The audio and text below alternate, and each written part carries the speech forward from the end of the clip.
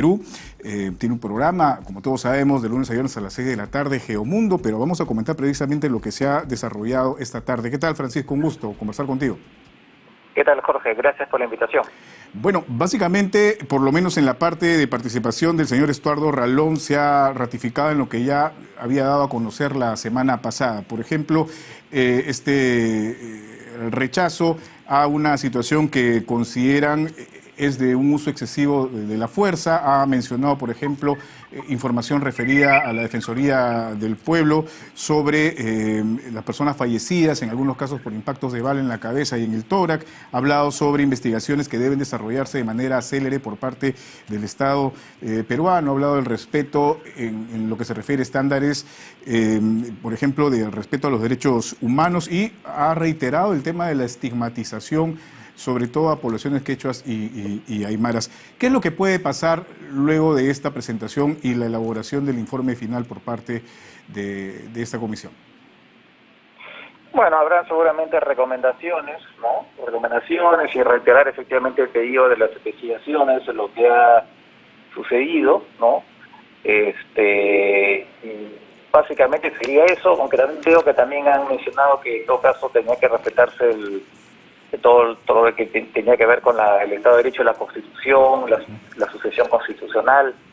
O sea, hay la parte de derechos humanos, que es lo que ha desarrollado la Comisión Interamericana, esta misión, pero también hay la parte más política, ¿no? Que tiene que ver efectivamente con el respeto del Estado de Derecho para cualquier cosa que tenga que ver con la gobernabilidad, ¿no? Entonces hay dos aspectos ahí, pero efectivamente ahora ha estado básicamente centrado en este tema de derechos humanos, que es lo que efectivamente muchos habían señalado, ¿no? Que han habido excesos en la forma, ¿no? En la forma en que se desarrolló la represión, incluso se ha hablado que no se han respetado los protocolos policiales para estos casos. Entonces, claro, esto tiene que llevar a investigación, que por cierto es lo que se está haciendo ahora, ¿no? La Fiscalía ha abierto investigación.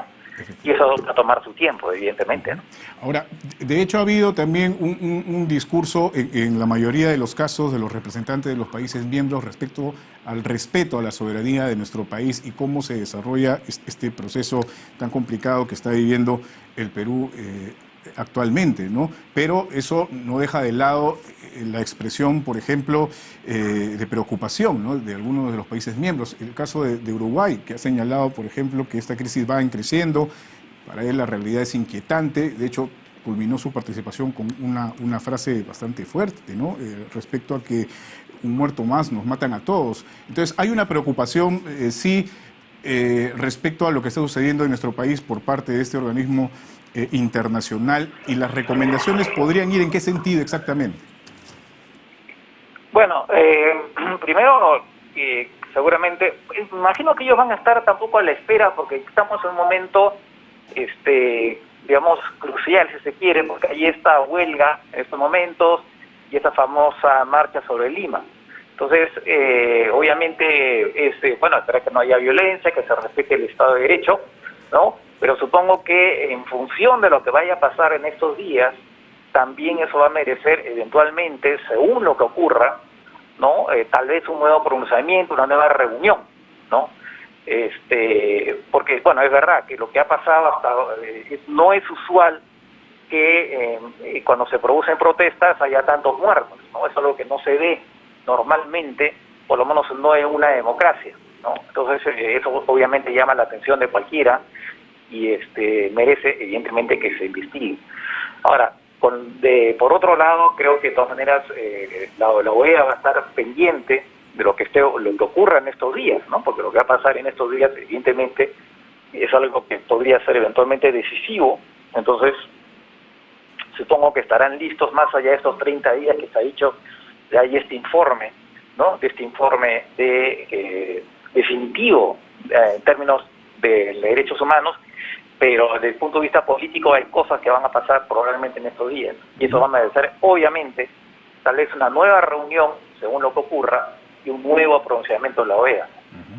Ahora, ya el señor Ralón, por ejemplo, ha abordado aspectos que tienen que ver con el ámbito político propiamente, ¿no? Por ejemplo, lo que él ha descrito como, digamos, una debilidad institucional, ¿no? Por el uso reiterado de figuras constitucionales. Mencionó, por ejemplo, el caso de la cuestión de confianza, de la vacancia por incapacidad moral permanente o la acusación constitucional. ¿Podría la OEA emitir algún tipo de pronunciamiento en ese sentido? Sabemos que, digamos, los informes o los pronunciamientos de este organismo no son vinculantes, pero definitivamente podrían marcar algún tipo de camino, de ruta.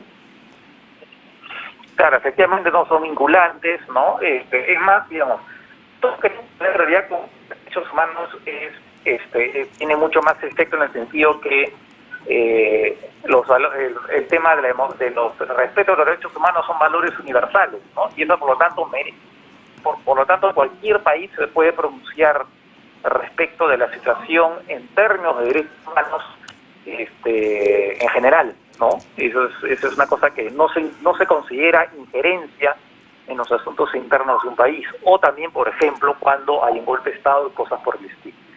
Lo demás que tiene que ver con fallas institucionales o con el abuso de figuras institucionales ya tiene que ver más con, ahí sí se tiene mucho más cuidado, ¿no? Y en todo caso, lo que se puede hacer es hacer observaciones, pero ahí sí, digamos, no es tan fácil emitir una opinión que no sea considerada una injerencia, ¿no?, en asuntos internos del país, porque finalmente es un tema discutible, ¿no? Por supuesto, todos estamos conscientes de que lo que ha pasado en el Perú ya hace ya varios años que se están abusando de figuras constitucionales, ¿no? En particular, efectivamente, el tema de la confianza y el tema también de la vacancia. Entonces, claro, esos son temas que tienen que ser trabajados por el Perú, pero es más delicado, ¿no?, que desde afuera se emitan opiniones respecto o, digamos, alguna recomendación demasiado precisa respecto de eso, ¿no? Se puede hacer una observación en todo caso, pero es más difícil, ¿no?, emitir opiniones y hacer recomendaciones, eventualmente alguna recomendación, ¿no? Pero finalmente quienes tienen que decidir cómo arreglan este desbarajuste institucional es el Perú, ¿no? Otra cosa sería efectivamente si hubiera un golpe, ¿no? Ahí sí como que hubo un intento de golpe efectivamente el 7 de diciembre, ¿no? Que ahí sí está de manera muy clara que hubo un golpe, pero si no es una cosa bastante más discutible. Claro.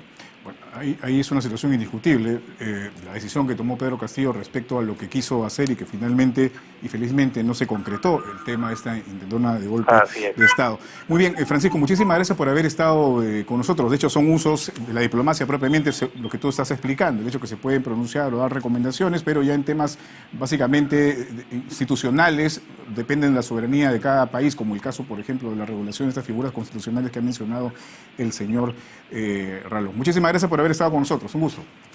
Encantado. Buenas tardes. Francisco Belaúnde, internacionalista, ha conversado con nosotros. Son las 4:00.